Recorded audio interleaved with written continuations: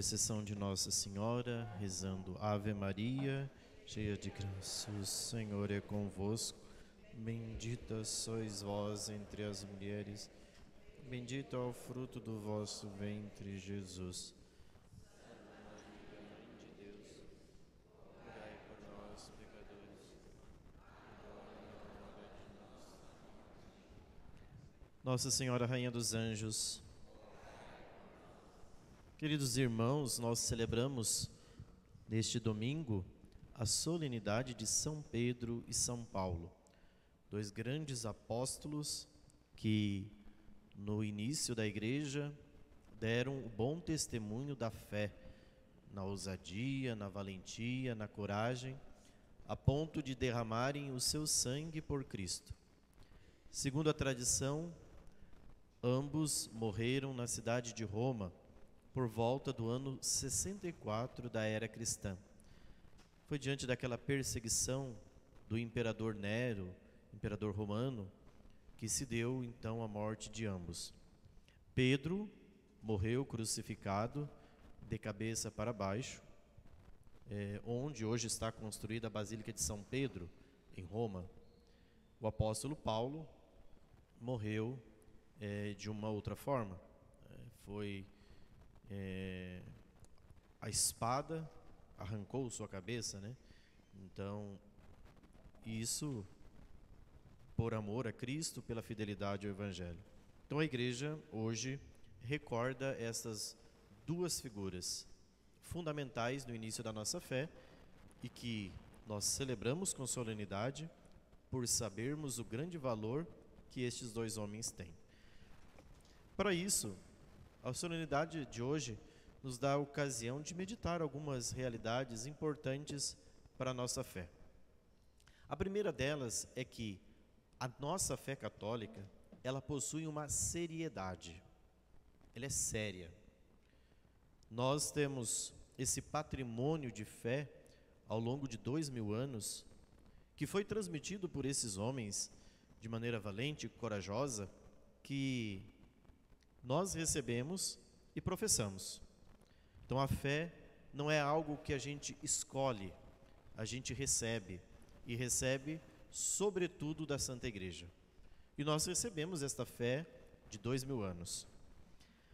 Por isso, um segundo ponto, a fé da Igreja não é uma bagunça. A fé da Igreja ela é muito clara.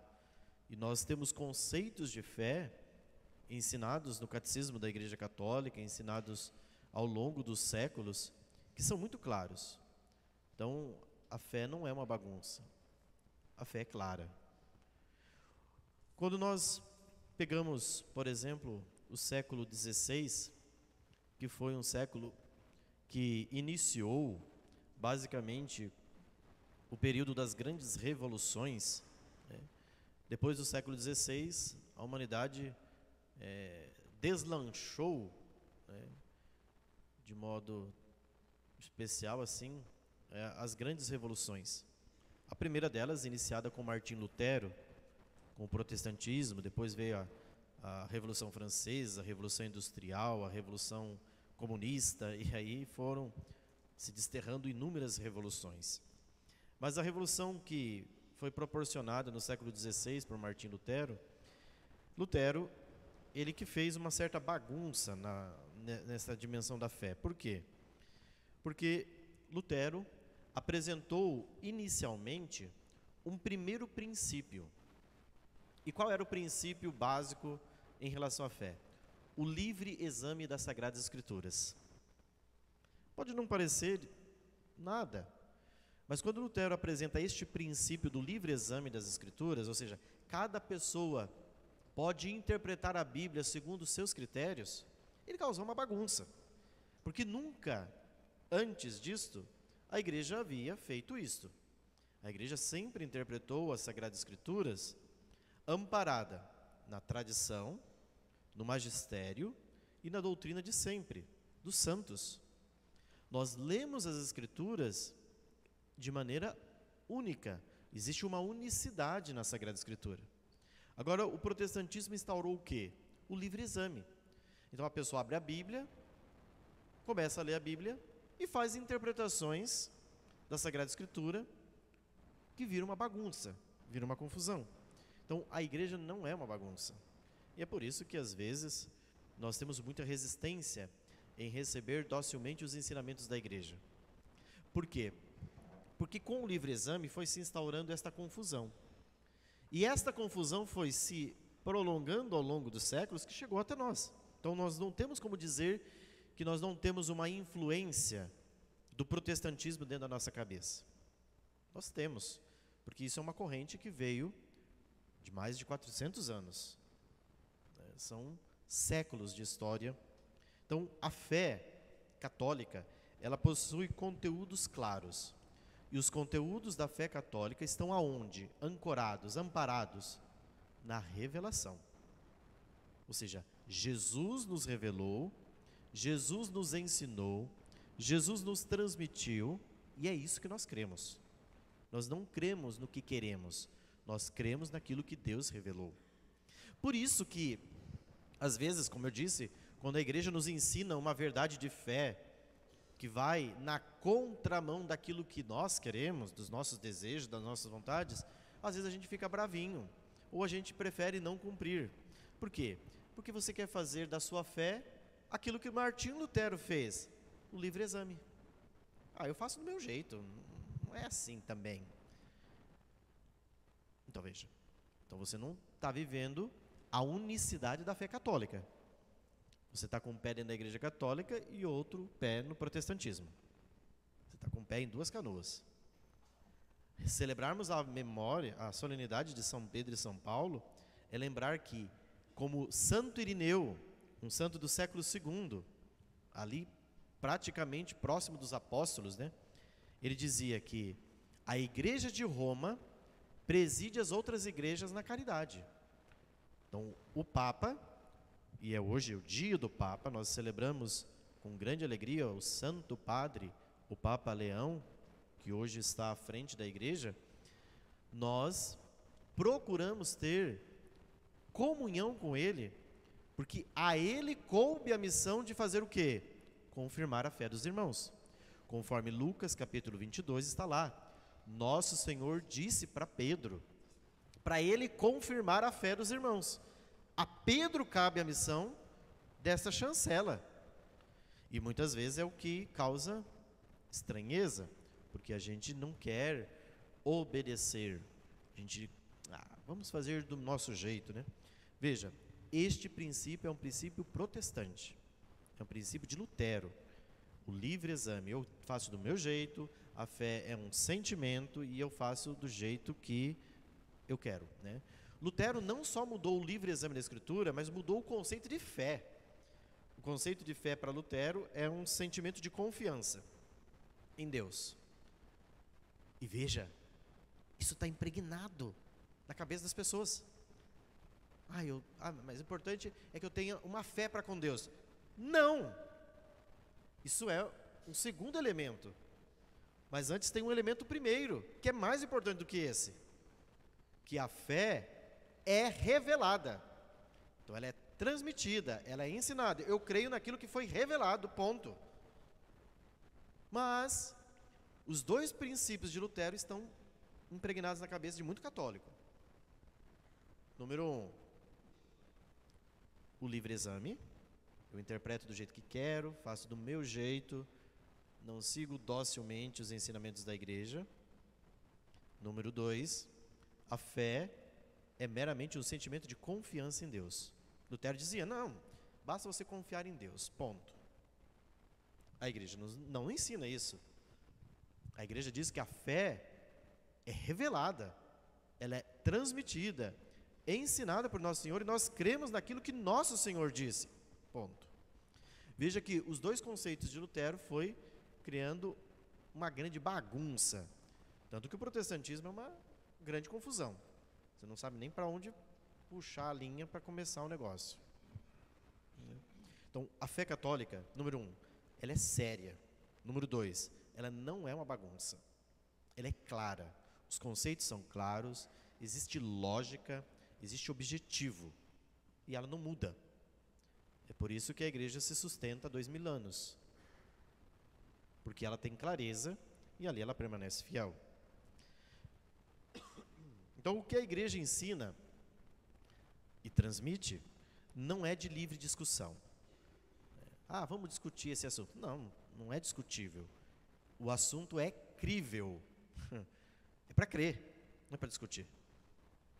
A igreja não é uma grande associação de pessoas que opinam, né, manifestam suas opiniões. Não, a igreja tem os ensinamentos claros, revelados, transmitidos ao longo dos séculos e permanecerá até o fim dos séculos fiel a esses ensinamentos.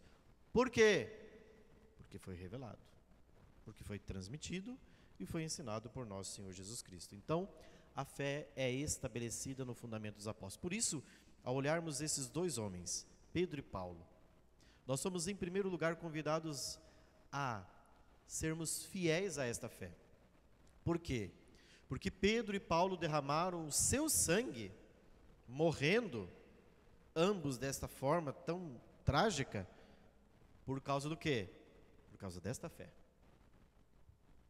Se eles estivessem no mundo de hoje, né, vendo quantas pessoas vão fazendo barganhas da fé, certamente os apóstolos teriam vergonha do nosso contra-testemunho e, sobretudo, pela coragem que eles tiveram de derramar seu sangue, porque eles foram ousados, destemidos, corajosos.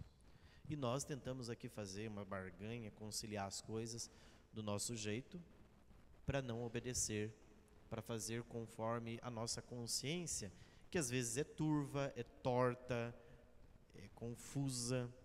É mais fácil seguir obedientemente os ensinamentos da fé e manter-se neste fundamento, com os apóstolos Pedro e Paulo. Ainda mais, São Pedro e São Paulo são fontes de inspiração para nós sermos santos. Um outro critério que o protestantismo jogou na lata do lixo foi a santidade. Os protestantes não creem na santidade. Tanto que você não ouve uns que lá tem santo, porque eles não creem nisso. Eles não creem que é possível chegar a alcançar o cume da santidade neste mundo. Nós católicos cremos na santidade. E por isso nós hoje celebramos 2 apóstolos num domingo, que é dia do Senhor. Os 2 grandes apóstolos, dentre todos os apóstolos, os maiores. Pedro, que foi a cabeça, que foi aquele primeiro que Jesus confiou a missão de confirmar a fé. Paulo, que foi o doutor dos gentios, foi ele que desbravou o evangelho para todo canto. As suas inúmeras viagens missionárias, incansáveis, fez com que o evangelho ultrapassasse limites geográficos, para que as pessoas conhecessem o nome de Jesus.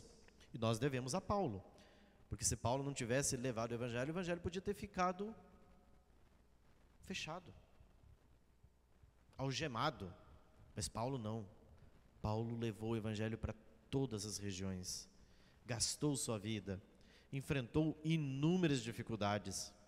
E é por isso que hoje nós louvamos a vida desses homens, não porque queremos homenageá-los e torná-los deuses, não, pelo contrário, porque na vida de Pedro e Paulo nós vemos o quanto Deus, quando quer fazer uma obra prodigiosa, Ele o faz através dos seus santos.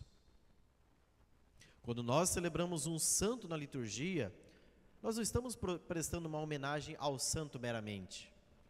A homenagem devida é a Deus, porque Deus fez maravilhas naquele santo. Como Nossa Senhora cantou isso no Magnificat, né? O poderoso fez em mim maravilhas, santo é seu nome. É Deus quem faz as maravilhas nos santos. Foi Deus quem fez as maravilhas na vida do Pedro e do Paulo, porque também eram homens frágeis, fracos na fé, que tantas vezes quase que naufragaram, mas Deus os sustentou. A confiança e a humildade de ambos, no nome de Jesus, no lançar-se nos braços de nosso Senhor, fez com que eles não afundassem. Por isso, hoje, nós celebramos estes que são os fundamentos da nossa fé. Com Pedro e com Paulo, meus irmãos, renovemos a nossa fé católica. Rezemos hoje de maneira especial pelo Santo Padre, o Papa Leão, para que ele seja fiel à missão de Pedro, de conduzir o rebanho, de conduzir as ovelhas para o Divino Mestre. Que ele seja fiel à sua missão e que nós, olhando para o Santo Padre, sabendo que nós temos um Pai. É tão triste porque quem que o protestante pode chamar de pai? Talvez o pastor lá, mas nós católicos temos uma referência de pai no mundo inteiro. O Papa. Porque a palavra Papa é papai. Ele é o nosso Pai. Que tem a missão, na sua fraqueza, na sua pequenez, de conduzir ovelhas, pastores, padres e bispos, diáconos, para Cristo. Que nosso Senhor faça do coração do nosso Santo Padre, por isso nós rezamos hoje por ele, um homem valente, corajoso, à semelhança do apóstolo São Pedro. Amém.